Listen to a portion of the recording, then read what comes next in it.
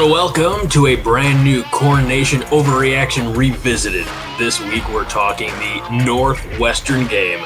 I'm your host, Greg Mahachko. Hoss Reuter. What's up, buddy? Not too much. How are you, man? Look at those gains, man. Yeah. What's your front squat? Is it like 800 pounds? Front squat's right around 405. I don't really front squat all that much.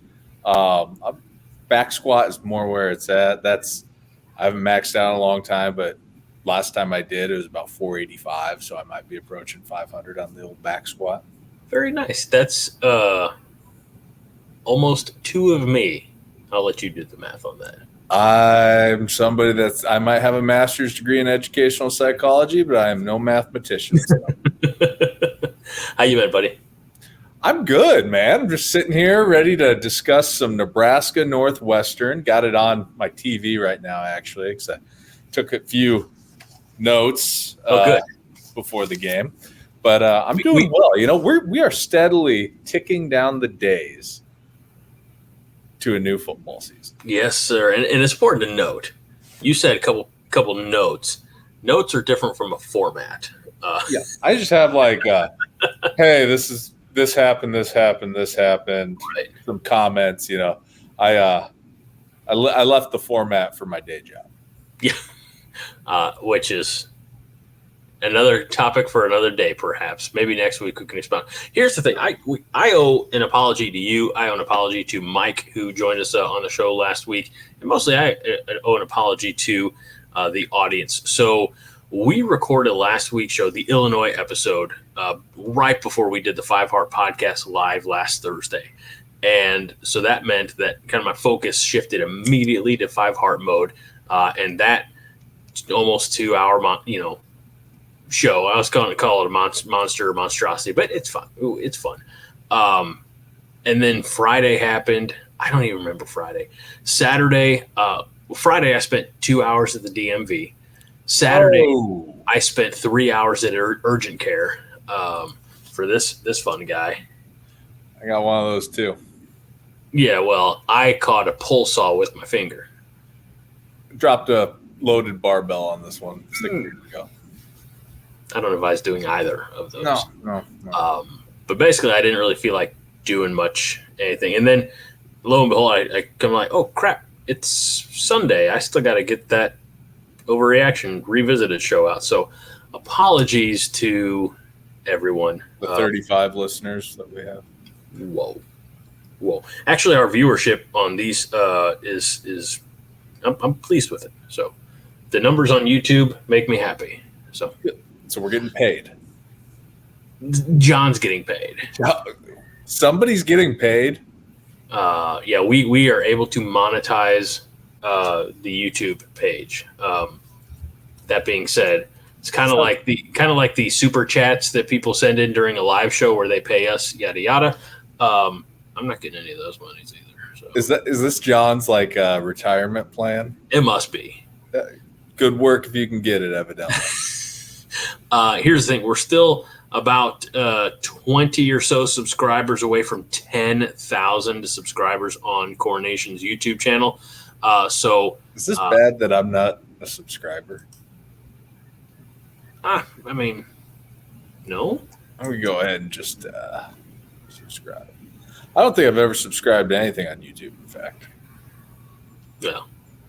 I mean, I've got a few, but it is what it is. Is it just CornNation or is it the Five Heart podcast? No, it's at CornNation, and you'll see Cobby. I don't know if I have a good picture of Cobby, but yeah, this is a great way to start the show. I subscribed. I said, look, there's you. That's me on the front page. That's probably why we've stalled out at 9,980. John looks like the guy who sells this in the Sasquatch soap commercials. Dr. Squatch. Dr. Squatch. It's actually pretty damn good. Their deodorant's really good too. I'm not a fan of paying $12 for a stick of deodorant. I earlier this year I suspended my Dr. Squatch membership or subscription, but It's weird because basically I kind of got like doubled up, so I had plenty. But it's fine. Money's good. Cash flow is okay. So You do okay. you know what? Priority is paying the bills and keeping food on the table, and I'm doing those. So There you go. excellent. Well, let's dive in. Let us talk about the October 21st. We had a bye week after we went on the road and won at Illinois. Again, we talked about that episode last week, 20-7. We had a bye week after that, and then we had on October 21st, the 100-year anniversary of Memorial Stadium, N versus N, and the good boy, the good guys, the good, N won. Nebraska wins that one 17-9. Haas, I don't remember this game. Well, it's a good thing that I've got it on TV and I'm watching it right now as I'm also talking to you. I mean, let's preface or maybe remind people, because it gets brought up a lot, by like Fred and other commenters in the chatter fields on the Five Heart Show. A lot of Northwestern jokes and references are made because of the turmoil that they ran into, that buzzsaw of bad decisions, we'll say, that cost their alum, Pat Fitzgerald, his job. What expectations did you have for Northwestern going into last season with kind of an unproven interim head coach and everything else? Absolutely rock bottom. Yeah. I was thinking and again, this is the lens that I always look at it through is if this happened to Nebraska. And it's one of those things where it's like, if it happened to Nebraska, it would take years to recover. And that's kind of what I was thinking about Northwestern, that it would take years to recover. But David Braun, probably the best coaching job in the Big Ten last year. I'm sure that he did win Big Ten Coach of the Year. Or was that maybe Jim Harbaugh? Probably Harbaugh. Probably Harbaugh. But regardless, Braun he cobbled together, that's probably a better use of words, a team that won 8 games. They beat a very good Utah team in the Las Vegas Bowl a couple days before Christmas. Looking back on it, I was a little disappointed with this win at the time, 17-9 against Northwestern. But when you kind of look at it in totality and with the fullness of time since last season, you realize that this might be our best win from last year. We beat a team that won 8 games, beat Utah. It's funny to look back on this one because of how ugly it was in terms of turnovers on both sides. We turned the ball over on our first 2 possessions. Northwestern had some turnover issues. Northwestern couldn't generate any offense there for a bit. I think there was a stretch where they had -2 yards of total offense and we had 0 yards of total offense, and it had been a couple of drives for both teams. But this was just kind of your prototypical Big Ten West Saturday in the fall kind of game, kind of a back alley boxing match. And this was kind of also the game, we talked a little bit last week about where that goal line stand that Illinois had, or that we had against Illinois on their first drive, kind of set the tone for the defense. This game was probably also another game where you really kind of perked your ears up and realized, hey, this defense is pretty good. You saw more guys emerge in this game, and you saw Tony White really how he formulates and attacks offenses on display in this game. I was just pulling up Northwestern's schedule from last year. They opened with a loss against Rutgers, big win against UTEP, but, no offense, kind of playing down there. Lost to Duke, edged out in Minnesota in overtime at the back end of September. Big loss to, at the time, 13th ranked Penn State. They barely beat Howard. We got them, and then they started going on a little bit of a run. They had a loss to a top 25 Iowa team, but they beat Wisconsin, beat Purdue, beat Illinois at the end of the year, and then, like you said, doubling up Utah 14-7 in the Las Vegas Bowl. It's you don't expect that a team that's going to have to replace the head coach and everything that they went to is going to finish second in the division, but that's exactly where they ended up. Yeah, no, it goes back to what a great coaching job that Braun did for Northwestern last year, especially with kind of the revolving doors that they had at quarterback too. Well, 86,769 were on hand for Nebraska's win. You talk about just kind of starting slow out of the gate. Teams were tied 3-3 at the end of the first quarter. Nebraska had a 10-6 lead at halftime.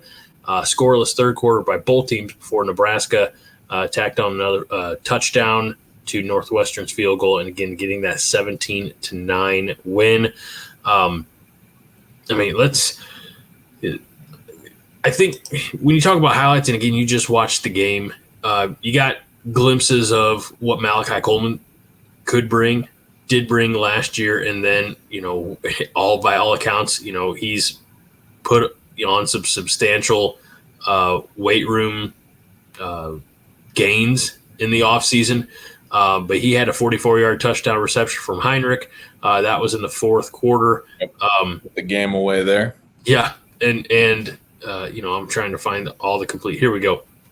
So, again, doggone it, you take away the the sack, or we'll always consider a sack by Heinrich, but technically Emmett Johnson starting to emerge here. He was the team's leading rusher with 73 yards. Heinrich had 72. Anthony Grant 22. You start to see a shift of I don't want to say pecking order or hierarchy, but you start to see Emmett Johnson emerge as the I don't want to say dominant back, but definitely the lead back.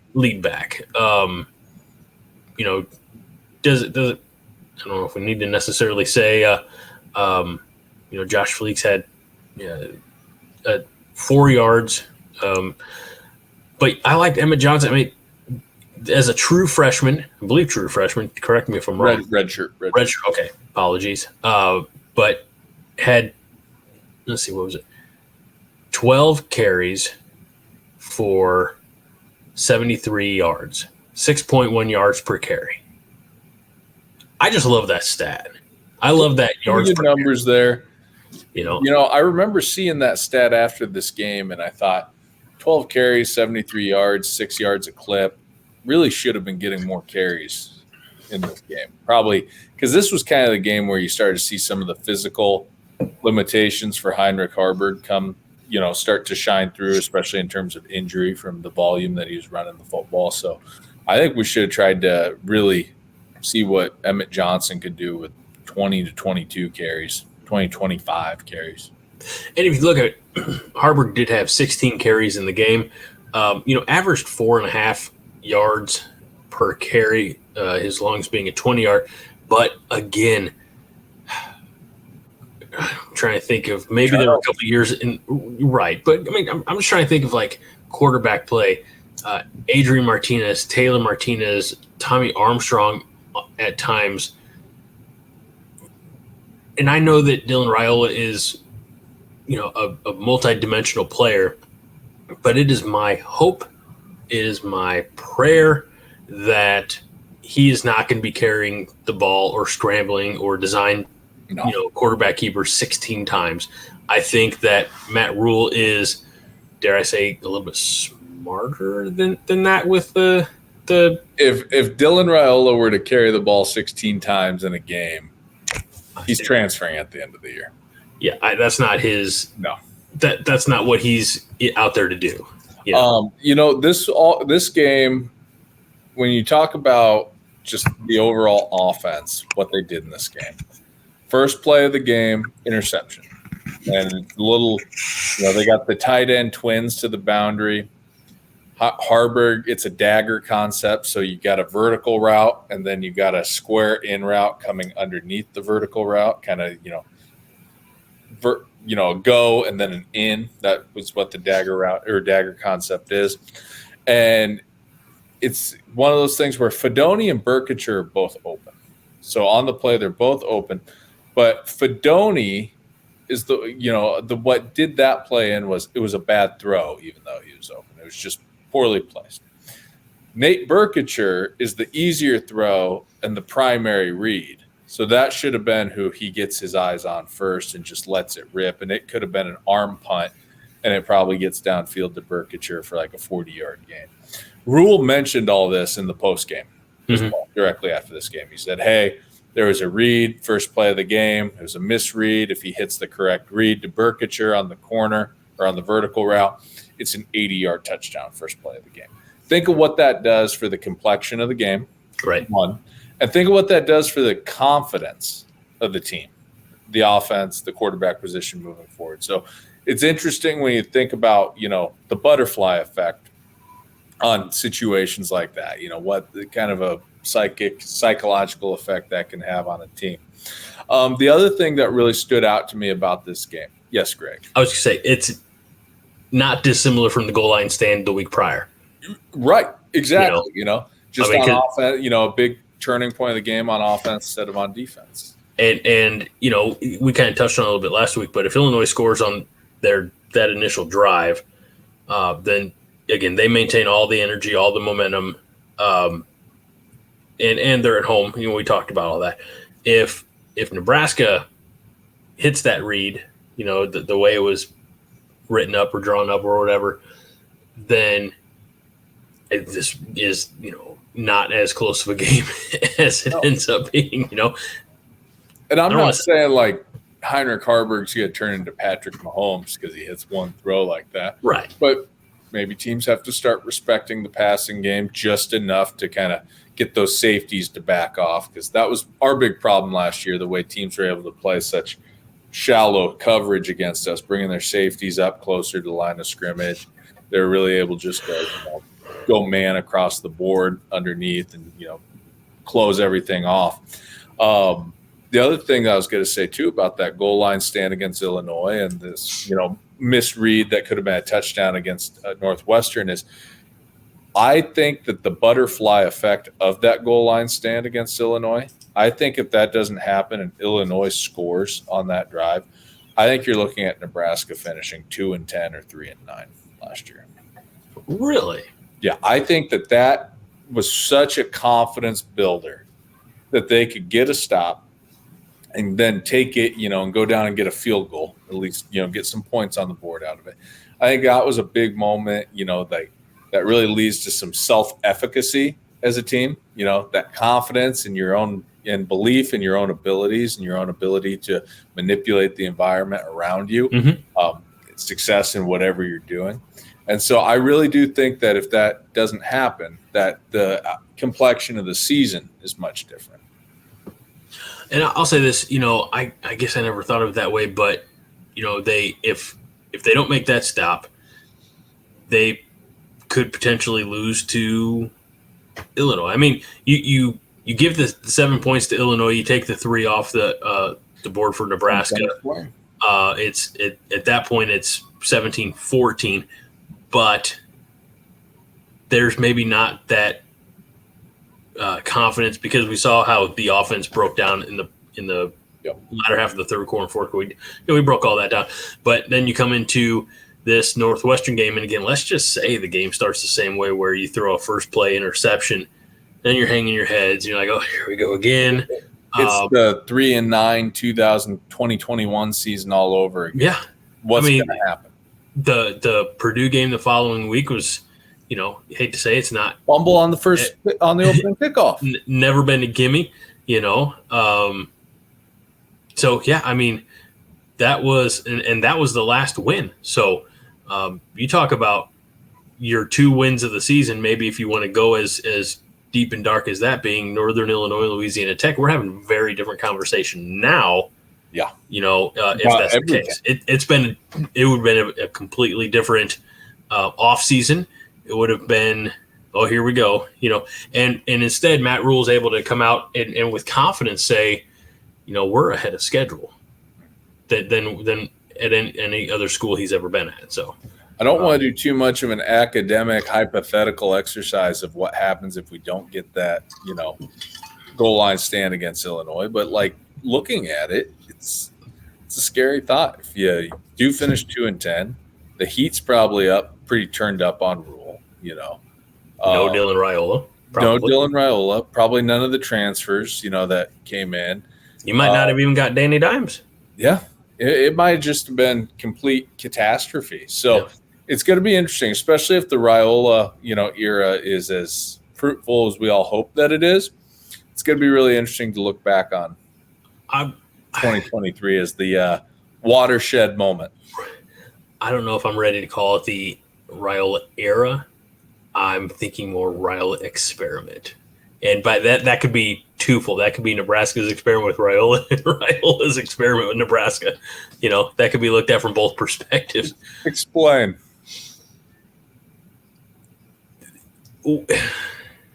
If things work out the way we all hope they work out, where it's, the legacy player who said, I want to come back and I want to, take Nebraska back to the promised land, back to, I don't know exactly how we phrase it, probably promised land, but essentially national relevance, right?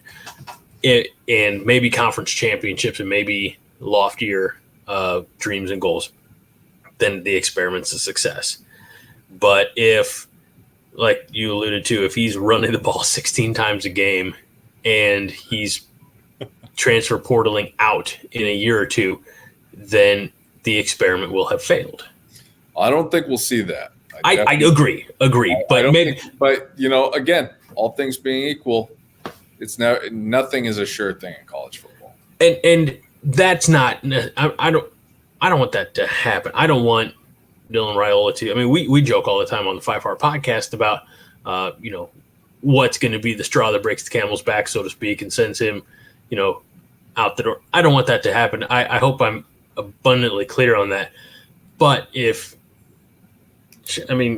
in a new era of college football where there is unprecedented money being thrown out. And, we just saw, I hate to say it, we just saw the NCAA baseball runners-up from Texas A&M, their entire coaching staff just get bought by Texas. Yep. I wonder if it's the Trev Alberts effect. Possibly.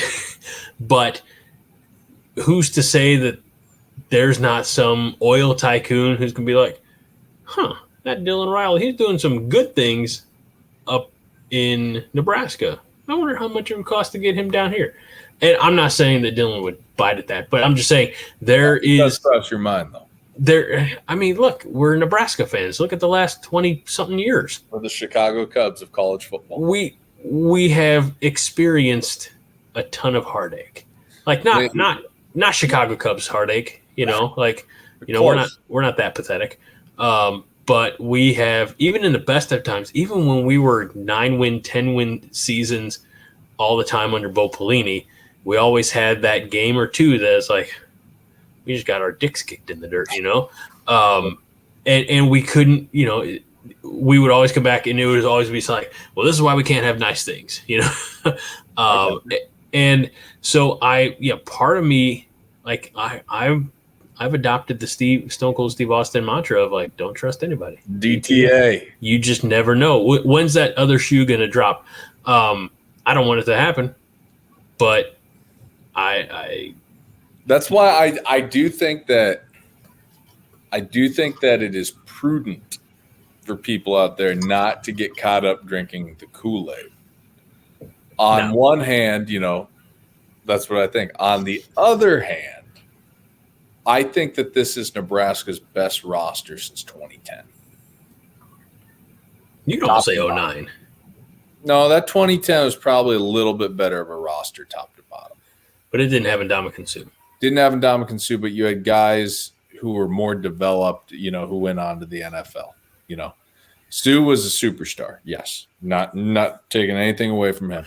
But when you look at that 2010 team of, who was all conference or an NFL draft pick, when you look at just on the defensive side of the ball, Jared Crick, Levante David, Prince Amukamara, Alfonso Dennard. I think that 2010, while the defense wasn't as good as 2010 or as 2009, excuse me, I think that the balance of the offense being better than 09, and I think the year of maturity, I lean towards 10 being a better roster. And I'll say this: this is not a slight to any of those guys, but when you have an Ndamukong Suh, when you have that like generational type of talent, that elevated Jared Crick's play because there was such a focus on Sue. Mm-hmm. Without Sue there to balance it, and when the folks went on Crick, he naturally saw his productivity diminish a little bit. But I won't argue with you about the quality of that 2000. First of all, I'm not going to argue with that about anything. I know better, but you got that eidetic memory. I have been fortunate enough. Can you hear that? Yeah, I can. That's my oldest. He's in the other room watching cartoons, but he's got this weird laugh. Anyway, for the benefit of all the audience at home, he's nuts. When we play board games and stuff, he gets that little maniacal laugh. I'm a little concerned. But I've been blessed because of CornNation, because of the 5 Heart podcast, because of weekly visits with you, to see what Matt Rule and his coaching staff have put together, and to understand that this year, next year, have the possibilities of being something very special. Absolutely. I think that we finally got old. Remember Scott Frost saying in the Big Ten, you got to get old and stay old. We finally got old, and that's going to give us the opportunity to develop guys behind them on, when they get onto the field and spot duty. Well, like Bryce Benhart's 48 years old. Like that guy's been on the right side of the offensive line since the first Bush administration, it feels like. I know, dude, 2019 definitely feels like that long ago. Different worlds. A lot has changed in the last 5 years. I don't know. Yeah, I really – I don't want to – I know I've said hinted at some prediction stuff before. But I don't want people to think, oh, you're just drinking the Kool-Aid. That's all it is. There's a lot to be said about what this team has. And when you look at it objectively, really try to just look at it as through an objective lens instead of a rose-colored lens, it really – you could easily make the case for a +3 to +5 in the win column this year. Now, again, I think +3 in the win column to 8-4 would be great. I also think that it would be a little disappointing, because I think there's a really good opportunity and possibility that we do start 7-0. So to finish 1-4 would be really disappointing. 8-4, if you started 5-2 and you finished 8-4, that wouldn't be as disappointing. But I really do think that you're going to see a big jump. One, based on the pieces that we have, the athletes that we've assembled on the roster. Two, Matt Rule's track record at Nebraska, or in year 2 of turnarounds at Temple and Baylor beforehand. And then number 3, it's just the law of averages. Anything that can happen eventually shit turns around, Yeah. But that's, a little off topic from the overreaction. I was thinking the same thing. Like somewhere in here, we're talking about a Northwestern game from October of 23. One thing that I'll say, and I'm willing to stick my neck out because it's a prediction for this year, and it also goes back to Northwestern last year. This was the game that James Williams kind of made his immediate impact. He had a sack on the first drive of the game on Brandon Sullivan. I think that James Williams, he'll lead the team in sacks this year. I was going to say conference, but I'm not willing to step that far out. That's a bold statement, sir. Yep. I think he might be the best pass rusher we got. That is all I have. What about I feel like you have. I don't think. Look, I know I've known you long enough to know you don't look past anybody, and everything you say. You say with after almost meticulous type of analysis, but like you have Cam Lenhart, you still have Ty Robinson, and speaking of Ty Robinson, how the hell does Athlon have him as 4th team All Big Ten? 4th. I don't know. That anti-Husker bias. But no, I do think that Cam Lenhart, He's going to be that's a future NFL. That's a Sunday guy right there. And then is there a way? Because we saw that like in Ndamukong Suh, not to bring him up again, but when I don't want to say I don't think he struggled at the NFL level, but he was able to dominate at the collegiate level. Are there guys who, like, for whatever reason, maybe it's just when they get to the next level, it's their full-time job, is what they can absolutely focus on, that allows them to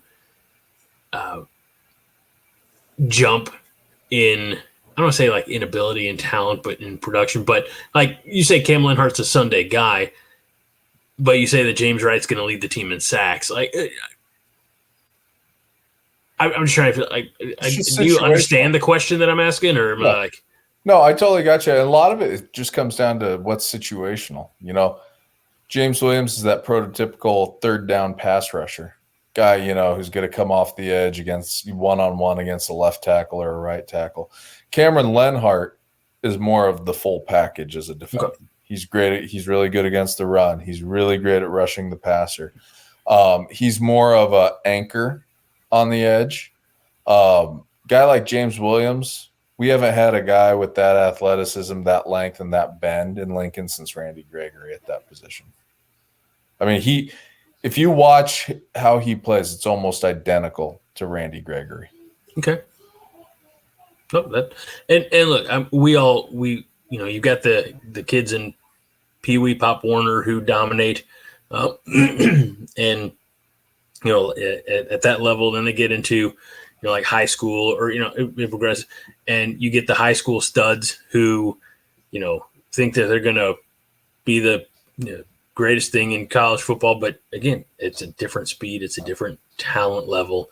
You might be the number one guy in Podunk, Illinois, Peoria, Illinois, wherever, and El Paso, Illinois. Sure. But when you get to the next level, there are a lot more Jimmys and Joes there, So anyway, you might be Jimmy Chitwood back home. Yeah. But by the way, there's a kid from Eastern Illinois area who you would like him. He signed with the Illini, so he's an offensive lineman, I believe. So big old boy. Signed with Burt, huh? Yeah, dadgummit. All right, so Nebraska didn't get a whole lot done, obviously, in this game offensively. I don't think a bit. I mean, they had 163 yards on the ground, only 85 yards in the air. Got out-yarded by Northwestern, which is odd. Yep. And not by much. I mean, it wasn't horrible. And we punted 7 times. I don't want to have to punt to anybody 7 times. No. There's a hard cap at 5. Yeah. The max amount of punts you're allowed in the game. That'd be great if that was a rule. After that, you got to go for it. You know what? Yeah. Yes. I hate punting. Now look, you only get 5. You don't have to use them all in the first 5, fourth down situations. You can use them whenever. You can use them whenever.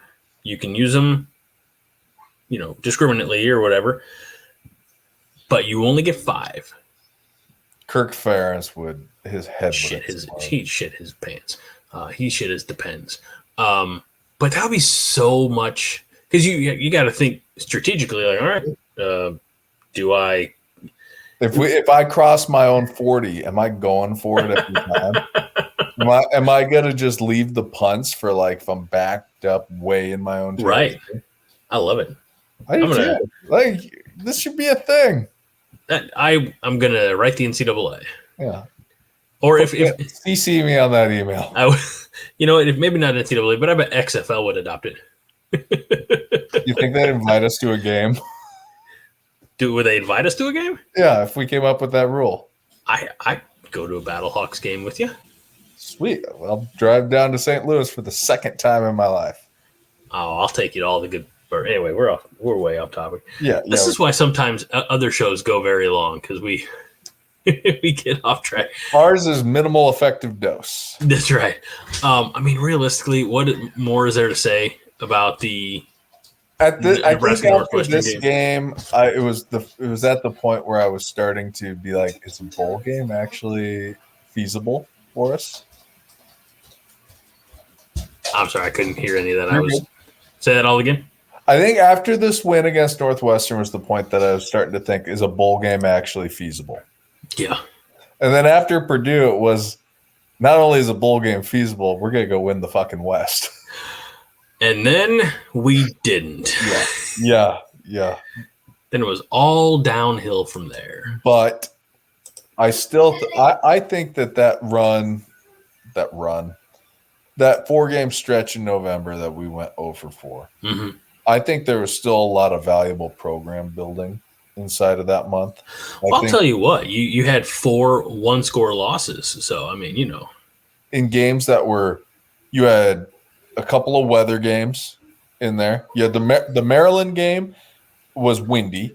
There was really bad wind in Lincoln. The Iowa game was cold and fucking windy. I mean, it was a brutally cold day. Wisconsin's Wisconsin. Like, until we beat them, I'm always going to kind of look at that game and be like, okay, probably, I don't know. And then Michigan State, that really wasn't a weather game. We really got screwed officiating-wise in that game. Well, but there was I think that there were a lot of valuable lessons. I think it was kind of a crucible for this team and for this staff, their first go through the Big Ten, to kind of learn what November football in Big Ten country is all about. I'm just doing a quick look forward. How difficult is it? Not difficult. How different is it going to be to, you're at the end of October, you're, after we've gone 7-0, you're at Columbus, you're home against UCLA. Then in the middle of November, you're at Los Angeles for a USC game. That might be a little strange, especially I don't like what I've heard about the TV time for that one, where it could be potentially like a 10 p.m. Central Time kickoff. What? Oh, gosh, dang. What's up with? I start yawning at 9 o'clock. I start yawning at 9 o'clock. Yeah, I'm an old man. Yep. Here's the thing, and I'm just now seeing it. But the Iowa game on Black Friday is a primetime start. 6:30. They're killing me. I'm a little. I would love nothing more than to walk in there, because everyone talks about how vaunted Iowa is at night in Kinnick. Walk in there and Dylan Raiola drops like 350 yards on him. I was going to say 3+. We're still waiting for that half a hundred in the 50 burger. God, if this was the year, I'll tell you what. If we went into Iowa City and he threw for 350 and we dropped half 100 on Iowa, I will watch the sun rise the next morning with a drink in my hand before going to bed. I will party all night long. That sounds like a blast. Yep. The things you're able to do when you don't have small children. Because if that were the case, I would stay up there. Like, we would just do CornNation Overreaction live all night long. Just sitting here. Just sitting here, be like, it's like a Zoom room. People can just drop in. Be like, this is great. I'd be like, Hoss, I need you to just, hold the fort down. I got to go get more beer. I got to get in my vehicle and drive to the store and get more beer. And I haven't done I've always been a planner. I haven't gone on a mid-conversation beer run or drink, booze run since New Year's Day 2005, when I was still up in Nebraska. 04 into 05. 04. Well, it was New Year's Day, and I started talking with a friend of mine from back home, and we were just, like, this was back in like MSN Messenger days. Of course, this is before all the social media, and we're just sitting there BSing, and I was like, I am out of alcohol. I'm going to go to the store and I'll come back. And then I did. And anyway, like I said, that was 20 years ago. So I'm an old man. I'm in 8th grade. What could have been. So, all right. Well, we have, this had that old Five Heart feel tonight. It really did. No format. So for all of you Chatterfields, Come on over. That's right. Yeah. We don't do this one live, but that's part of the charm. Here's the great part, Hoss. This show drops after 5 Heart because this is a Friday evening drop. So I'm going to plug the crap out of this show on the Thursday night live 5 Heart podcast. But if you want to hear a format-free show, make sure you check out. And I drop it first for the members. So guys like Living in Omaha, David Matney, the official realtor of the 5 Heart podcast, can have early access to it. Who else? Fred, James Boardman, Josh, Tiger Shark Diver. I think Josh said he's a member. He's not sure. Tiger Shark Diver brings some solid content to the Chatterfield. I'm missing some. Justin, Raji is one. We got a lot of members. So it's great. It's a great community we have there, but it's always great talking to you, my friend. And you said something earlier about rose-colored glasses and how maybe maybe sometimes, Hoss, rose-colored glasses aren't the worst thing in the world. If you know what I mean. You know what I mean, Hoss? I think I know what you mean, Greg. Where's the damn button, Hoss? Oh, there we go. Yeah. You know what? I'm going to do 2 things for you, my friend. Well, one, you're going to do something for me first. You're going to wear those during our CornNation prediction show. All right. The week before the first game when you predict 15, 16, 17, whatever it is. Whatever it is. And number 2, I'm going to get you a shirt with the Kool-Aid Man on it that you can wear. That'd be fine. Yeah. So I have a birthday coming up in a couple of weeks. And my wife hasn't asked me what I want for my birthday yet. Usually when it comes to what I want from her, it's always the same thing. But this year I'm going to be like, how about some Nebraska, Colorado tickets? Hopefully by then I've made enough money that we can afford it, because I don't know what they're going for on the secondhand market, but not cheap. Yeah. Well, I'm eyeballing 3. We're gonna get you, me, and Josh. That'd be pretty badass. We'll put the band together for the first time ever in person. So, all right. Well, this is the way I'm leaving the show. So, what a blast it is sitting down with you. I thank you. We try to keep these to about a half hour. We ran a little long tonight, but we look back, we look forward, and we bring.